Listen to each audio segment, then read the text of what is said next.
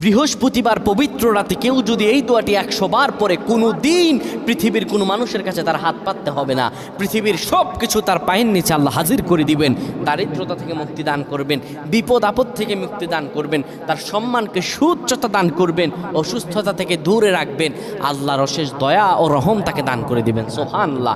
বৃহস্পতিবার রাত এটি গুরুত্বপূর্ণ রাত। এই রাত সপ্তাহে একদিন আসে। আরবিতে রাত আগে আসে, দিন পরে আসে। সুতরাং বৃহস্পতিবারের যে দিন গিয়ে রাত, এটি বৃহস্পতিবার রাত নয়, এটি শুক্রবারের রাত, এটি জুমাবারের রাত, এটি দোয়া কবুলের রাত, আল্লাহর কাছাকাছি হওয়ার রাত। সুবহানাল্লাহ। এই বৃহস্পতিবার রাত আল্লাহ তাআলা বান্দার দোয়া কবুল করেন। কেউ যদি বৃহস্পতিবার রাতে ঈশা নামাজের পরে পবিত্র হয়ে ইয়া হাইয়ু ইয়া হাইয়ু ইয়া হাইয়ু ইয়া রফিয়ু ইয়া রফিয়ু ইয়া রফিয়ু এই দোয়াগুলো পড়তে পারে 100 বার, আল্লাহ রাব্বুল আলামিন তার